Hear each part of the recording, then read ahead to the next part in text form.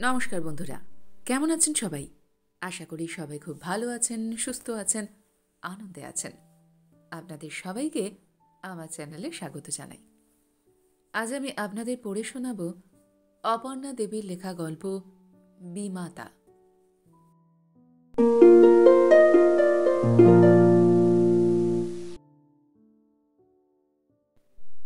জানি না কোন পাপে তাহাকে হারাইলাম। না হইলে তিনি তো ফিরিয়া আসিয়াছিলেন, তবে আবার চলিয়া গেলেন কেন? হায়, মা হারাইয়াও তো মা পাইয়াছিলাম, কিন্তু রাখিতে পারলাম কই?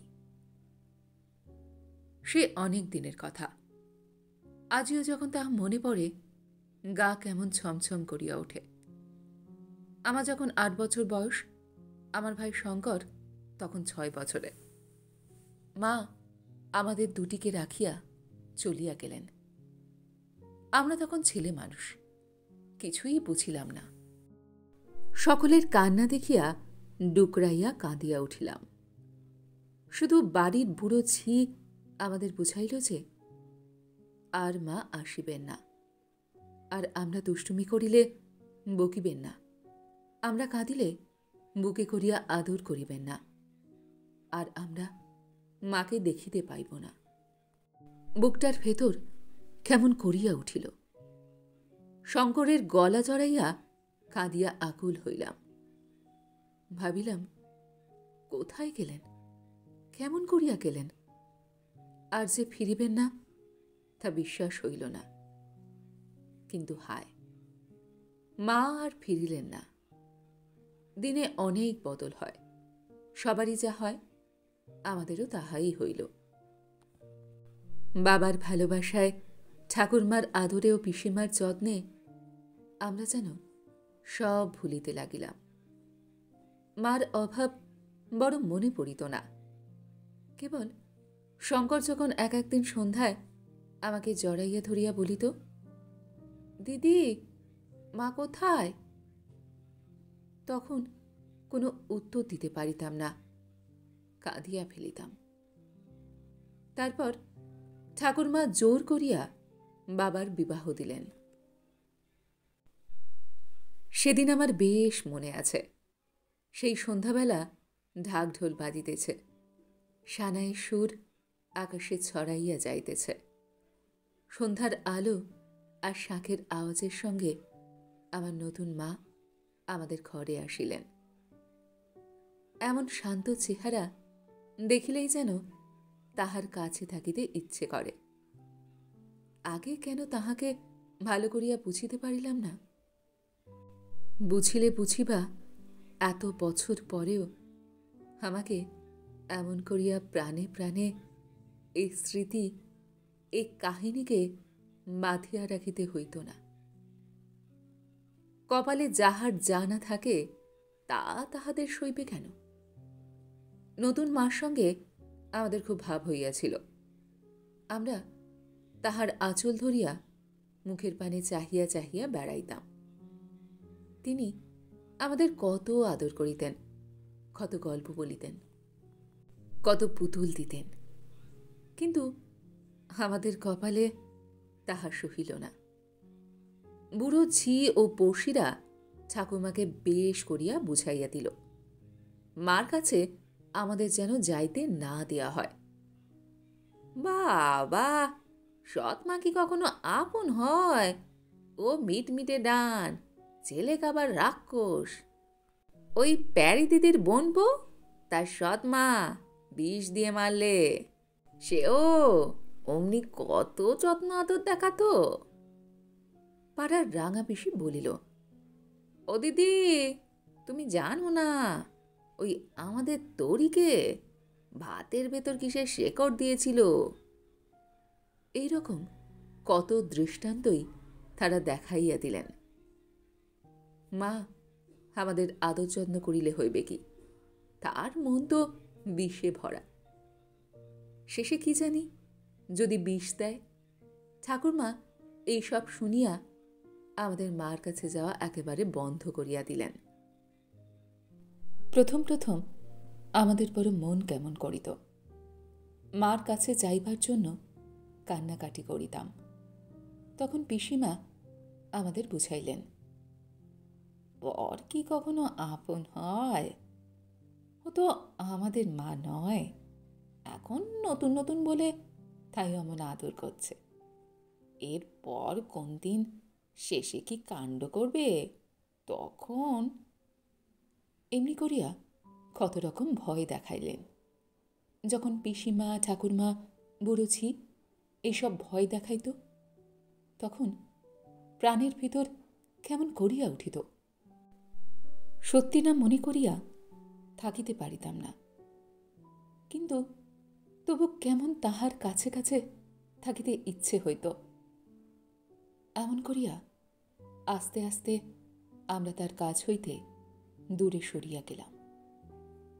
দিনে দিনে আমাদের এমন হইল যে ভয়ে আমরা তার ত্রিসীমানা মারাইতাম না।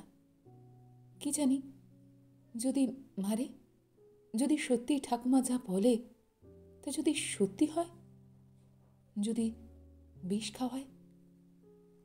হায়, তার সেই ছলো ছলো দৃষ্টি আমি কখনো ভুলিব না।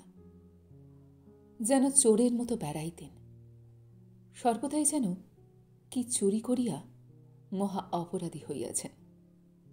সদাই যেন ধরা পড়িবার ভয়। আমাদের সঙ্গে লুকাইয়া কথা বলিতে কত চেষ্টা করিতেন, কত আদর করিতেন। দুর্ভাগা আমরা, তখন তাহা বুঝি নাই। তিনি যখনই আমাদের কাছে আসতেন, অমনি আমরা ঠাকুরমাকে বলিয়া দিতাম। ঠাকুরমা ঝঙ্কার করিয়া উঠিতেন, রাক্ষসী, ডাইনি। মা ঘরের কোণে মুখ লুকাইয়া কাঁদিতেন। একদিন শঙ্কর ও আমি সিঁড়ির ধারে বসে খেলা করিতেছিলাম। হঠাৎ শঙ্কর আমাকে দৌড়াইয়া ধরিতে গিয়া পড়িয়া গেল। মা তখন বারান্দায় বসিয়া পান সাজিতেছিলেন। শঙ্কর পড়িয়া যাইতেই তিনি ষাট ষাট বলিয়া ছুটিয়া আসিয়া কোলে করিয়া লইলেন। শঙ্কর তাহার কোলে গিয়া চিৎকার করিয়া কাঁদিয়া উঠিল। শঙ্করের কান্না শুনিয়া ঠাকুরমা দৌড়িয়া আসিয়া মার কোল হইতে ছিনাইয়া লইলেন। মাকে মুখ ঝামটা দিয়া উঠিলেন, বলিলেন, বউ না হয় আছোই সৎ মা, তাই বলে কি দুধের ছেলের উপর একটু মায়া হয় না? ইচ্ছে করে ধাক্কা দিয়ে ফেলে দিলে, আবার এখন লোক দেখানো সোহাগ করা হচ্ছে। ফের যদি তুমি ওদের সামনে আসো তবে ভালো হবে না বলছি। আহা, দাদুর আমার কপালটা এক্কেবারে গেছে। মা, এমন ডাইনি ঘরে এনেছিলাম গো। মা চুপ করিয়া রহিলেন। তাহার চোখ দিয়া ঝরঝর করিয়া জল পড়িতে লাগিল। মা কাঁদিতে কাঁদিতে নিজের ঘরে গেলেন। রাঙামেশি সেইখানে দাঁড়াইয়াছিলেন। মার এই কান্না দেখিয়া বলিলেন, মা, আবার কান্না হচ্ছে? সতীন পুতের জন্য দরদ তো কত। ওরে আমার দরদি রে, বলে বেয়ানের মার আদরে সে যে পাটিতে না ধরে, কালে কালে কতই দেখব। রাঙাবেশি মুখ ঘুরাইয়া ঠাকুরমার পেছনে পেছনে চলিলেন। আরেকদিন মার বাপের বাড়ি হইতে মিষ্টি আসিয়াছিল। মা লুকাইয়া আমাদের তাহা দিতে গেলেন। মিষ্টির লোভে আর তার কাছে যাইতে একটুও দেরি করিলাম না। তিনি আমাদের হাতে দুটি সন্দেশ সবে তুলিয়া দিয়াছেন। আমরাও যেমনি তা মুখে দিতে যাইব, অমনি কোথা হইতে বামাদাসী আসিয়া বলিলেন, বউ ঠাকুরন বড় যে সন্দেশ দিচ্ছ, আমি এক্ষুনি ঠাকুরনকে বলে দিচ্ছি। আর কোথা যায়। ঠাকুরমা সেই সন্দেশের কথা শুনিয়া বাঘিনীর ন্যায় ছুটিয়া আসিয়া আমাদের হাত হইতে সন্দেশ কাড়িয়া লইয়া ফেলিয়া দিলেন। মাকে বলিলেন, সন্দেশ দেয়া হচ্ছে, ওরে আমার সন্দেশ দিওনি রে। বামাকে বলিলেন, ভাগ্যিস বামা তুই দেখতে পেয়েছিলি, নইলে আজ যে কি সর্বনাশ হতো। মাকে বলিলেন, ফের যদি তুমি বউ আবার এসব করো তো ভালো হবে না বলছি। মা মুখে কাপড় দিয়া ফোপাইয়া ফোপাইয়া কাঁদিয়া ফেলিলেন। আমাদেরও কিন্তু সন্দেশ না পাইয়া ঠাকুরমার উপর বড় রাগ হইয়াছিল। এখন কত কথাই মনে আসিতেছে। তিনি বাড়ির বউ হইয়াও কেউ না হইয়াই থাকিতেন। কখন কাহারও সঙ্গে এসব লইয়া একটা কথাও কন নাই। মুখ বুঝিয়া শুধু কাজ করিয়া যাইতেন। বাবার কাছেও কোনোদিন এসব কথা বলেন নাই। চুপ করিয়া থাকিতে আসিয়াছিলেন, চুপ করিয়াই গেলেন। সময় কাহারও জন্য বসিয়া থাকে না। সুখে দুঃখে যেমন করিয়াই হোক দিন কাটিয়া যায়। আমাদেরও কাটিল। আমি 12 বছরে পড়িলাম। আমার বিবাহের জন্য সকলেই ব্যস্ত হইয়া পড়িলেন। অনেক কথা কাটাকাটি ও হাঁটাহাঁটি গোলমালের পর একজন ডাক্তারের সহিত আমার বিবাহ স্থির হইল। পাকা দেখার দিন আমার এক সই আসিয়া আমাকে সাজাইয়া দিল। মা একবারও কাছে আসিলেন না। রাঙা বেশি তাহা দেখিয়া ইচ্ছে করিয়াই মাকে শুনাইয়া একজনকে বলিলেন, কই গো, কোনের মা কোথায়? তার যে আজ দেখাই নেই। হোমা, মেয়ের বিয়ে।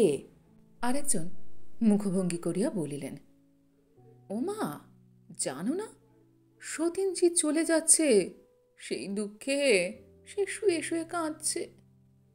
কথা শুনিয়া সবাই হাসিয়া উঠিল। পাকা দেখা হইয়া গেল। বিবাহের দিন স্থির হইল। সেই দিন রাত্রে মা আমাকে ডাকিয়া বুকের ভেতর টানিয়া লইলেন। কত ভালো কথা বলিলেন, কত উপদেশ দিলেন। এমন মিষ্টি কথা আর কারোর মুখে কখনো শুনি নাই। কিন্তু বেশিক্ষণ তার কাছে থাকিতে হইল না।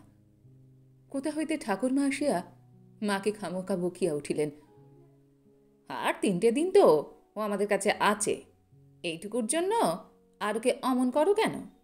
এক রত্তি মেয়ে, তাকে ওসব কুমতলব শেখানো কেন? পরের ঘরে গিয়ে বাঁচবে তাও প্রাণে সইছে না। এই কথায় আমি আর সেখানে থাকিলাম না। ঠাকুরমার সঙ্গে চলিয়া আসিলাম। তারপর যথাসময়ে গায়ে হলুদ হইয়া গেল। সে সময়ও মা আমার কাছে আসিলেন না। কিন্তু দেখিলাম যে তিনি খিড়কির জানলার ভেতর দিয়া চুপি চুপি আমাকে দেখিতেছেন। তার পরদিন আমার বিবাহ। সানাইয়ের মিষ্টি আলাপ, কর্মবারের শোরগোল, ছেলে মেয়েদের কলকল, পাড়ার লোকেদের হাঁক ডাক, সব মিলাইয়া সে এক অদ্ভুত ব্যাপার। সন্ধ্যার পর যখন আমাকে সাজাইয়া তুলিল, লগ্নে তখন অনেক দেরি।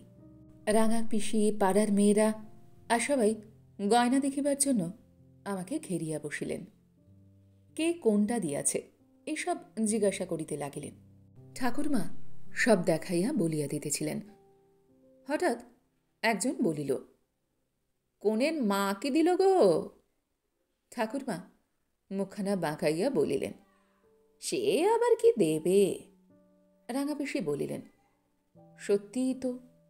আহা, আজ যদি ওদের মা বেঁচে থাকতো। মা নেই বলেই তো বাচ্চারা আমার বেঁচে আছে। এই ঢের 60 ওরা আমার বেঁচে পড়তে থাকুক, শ্বশুর ঘর আলো করুক। স্ত্রী আচারের সময় মা আসিলেন। দেখিলাম কাঁদিয়া তাহার চোখ লাল হইয়াছে। তিনি কান্না চাপিতে পারিতেছিলেন না। পরদিন সকালে আমি শ্বশুর বাড়ি চলিলাম।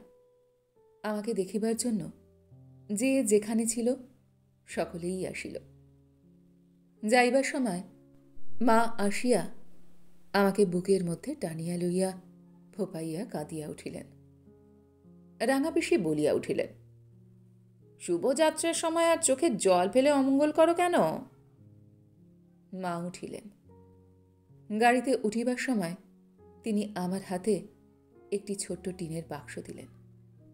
ঠাকুরমা বারান্দা হইতে তাহা দেখিলেন। তখনই বামাদাসী দৌড়াইয়া আসিয়া আমার কানে কানে বলিল, দিদিমণি, ও পান খেও না, ঠাকুরমা মানা করেছেন। তারপরই আমাদের গাড়ি ছাড়াইয়া দিল। যতক্ষণ দেখা যায় দেখিলাম যে মা স্থির হইয়া দাঁড়াইয়া রহিয়াছে। তাহার চোখে জল ধরে না, তবু যেন তাহাকে চাপিয়া রাখিয়াছে। দেখিয়া আমার বুকের ভেতরটা কিরকম করিয়া উঠিল। মনে হইতে লাগিল ছুটিয়া গিয়া তাহার গলা জড়াইয়া ধরি। বাবা স্টেশনে আমার সঙ্গে আসিয়াছিলেন। গাড়ি ছাড়িলে তিনি চোখ মুছিতে মুছিতে চলিয়া গেলেন। খানিক পরে সেই টিনের বাক্স খুলিলাম। দেখিয়া আশ্চর্য হইলাম, তাহার ভিতর একছড়া মুক্তোর মালা। মালা ছড়াটা বাবা মাকে কিনিয়া দিয়াছিলেন। সকলের সামনে না দিয়া কেন যে তিনি চুপি চুপি দিলেন তা তখন বুঝি নাই, এখন বুঝিতে পারিয়াছি। তারপর অনেকদিন বাপের বাড়ি যাওয়া হইয়া ওঠে না। বাবা আসিয়া মাঝে মাঝে দেখাইয়া যাইতেন। একদিন সকালে উঠিয়া শাশুড়ির সঙ্গে তরকারি কুটিতেছিলাম। উনি সেখানে আসিলেন। তাহার হাতে একখানা টেলিগ্রাম। আমি তাড়াতাড়ি মাথায় ঘোমটা টানিয়া দিলাম। উনি মাকে বারান্দায় ডাকিয়া লইয়া কি বলিলেন। আমার বুকটা যেন কেমন ধরাস ধরাস করিতে লাগিল। কার তো কিছু হয়নি। মা ফিরিয়া আসিয়া বলিলেন, বৌমা, বেয়াই তার করেছেন। তোমার ভাইয়ের বড্ড বাড়াবাড়ি ব্যায়াম, তোমায় যেতে হবে। সেদিন রাত্রেই ওর সঙ্গে আসিলাম। শঙ্করকে দেখিয়া শিহরিয়া উঠিলাম। তাকে যেন চেনা যায় না। বিছানার সঙ্গে লাগিয়া গিয়াছে। বিছানার কাছে বসিয়া তাহার কপালে হাত দিয়া দেখিলাম। তাহার গা যেন পুড়িয়া যাইতেছে। তাহাকে ডাকিলাম, শঙ্কর, শঙ্কর। একবার ধীরে ধীরে চোখ মেলিয়া আমার মুখের দিকে চাহিয়া আবার তখনই চোখ বুজিল। রাঙাবেশি কাছে বসিয়া বাতাস করিতেছিলেন। তিনি বলিলেন, তুমি তো খুব রক্ষা পেয়েছ। এখন ওই রাক্ষসীর চোখ পড়েছে এর উপর। কি যে হবে জানি নে মা। মা কালী রক্ষা করুন। এখন ভালো হয়ে ওঠে তবে তো। রাক্ষসীটি যে কে তাহার বুঝতে বাকি রইল না। শুনিয়া আমারও যত রাগ পড়িল সেই রাক্ষসীর ওপর। মনে হইল ভালো করিয়া গোটা কত কড়া কথা শোনাইয়া দিয়া আসি। মার ঘরের দিকে চলিলাম। যাইবার সময় আঁচলটা পায়ে বাঁধিয়া পড়িয়া গেলাম। ঘরে গিয়া দেখিলাম সেখানে নাই। সকল জায়গায় খুঁজিলাম। বাকি হইল ঠাকুর বাড়ি। বাড়ির ভেতরে পুকুরের সামনে নারকেল গাছে ঘেরা মন্দির। সেইখানে খুঁজিতে চলিলাম। মন্দিরের কাছে আসিয়া দেখি দরজা ভেজানো। একবার মনে হইল রাক্ষসী আমার ভাইয়ের মন্দ করিতে আসি নাই তো। শুনিতে পাইলাম কি যেন বিড়বিড় করিয়া বলিতেছে। তখন আর কোনো সন্দেহ রইল না। রাক্ষসী নিশ্চয়ই আমার ভাইয়ের মন্দ করিতে আসিয়াছে। কথাগুলো একবার ভালো করিয়া শুনিবার জন্য দরজায় কান পাতিয়া দম বন্ধ করিয়া শুনিতে লাগিলাম। দরজার ফাঁক দিয়া দেখিলাম যে মা হাঁটু গাড়িয়া গলায় কাপড় দিয়া হাত জোর করিয়া বলিতেছেন, মা, আমার খোকাকে ভালো করে দাও মা, আমি বুক চিরে রক্ত দেব। আর দাঁড়াইতে পারিলাম না। দেয়াল ধরিয়া বসিয়া পড়িলাম। মাথার ভিতর কেমন করিতে লাগিল। এই কিনা রাক্ষসী! আমার কান্না আসিতে লাগিল। এত দিন পরে যে মাকে চিনিতে পারিলাম বলিয়া কি জানি কার উদ্দেশ্যে মাথা সেই দরজার চৌকাঠে আপনি নইয়া পড়িল। ধীরে ধীরে সেখান হইতে উঠিয়া শঙ্করের কাছে আসিয়া বসিয়া পড়িলাম। প্রাণের ভেতর হইতে কে যেন বলিল, হবে হবে, ভালো হবে।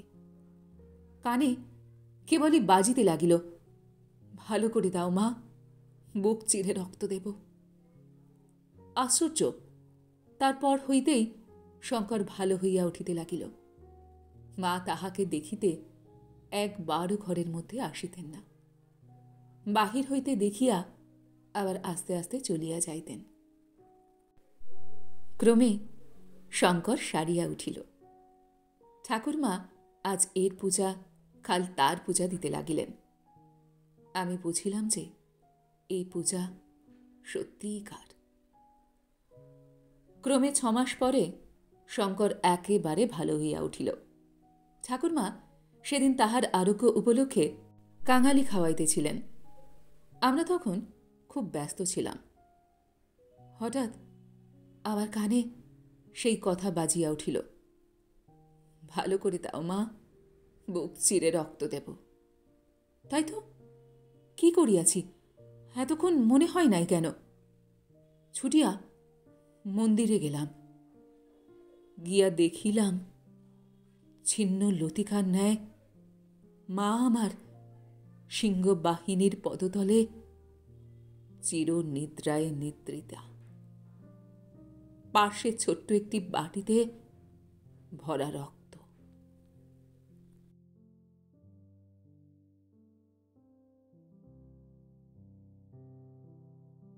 গল্পটি এইখানে সমাপ্ত হল।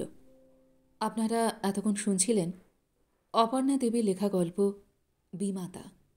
গল্পটি আপনাদের কেমন লাগলো, বা আমার গল্প পাঠ আপনাদের কেমন লাগলো, কমেন্ট সেকশনে অবশ্যই লিখে জানান। যদি আমার গল্প পাঠ আপনাদের ভালো লেগে থাকে তাহলে আশা করব লাইক শেয়ার অবশ্যই করবেন। আর এই ধরনের সুন্দর সুন্দর কাহিনী আরও শুনবার জন্য আমার চ্যানেলটিকে সাবস্ক্রাইব করতে ভুলবেন না কিন্তু। তবে আজ এই পর্যন্ত। আমি খুব তাড়াতাড়ি আবার অন্য কোনো কাহিনী নিয়ে আপনাদের কাছে চলে আসছি। সবাই খুব ভালো থাকবেন, সুস্থ থাকবেন, আনন্দে থাকবেন। নমস্কার।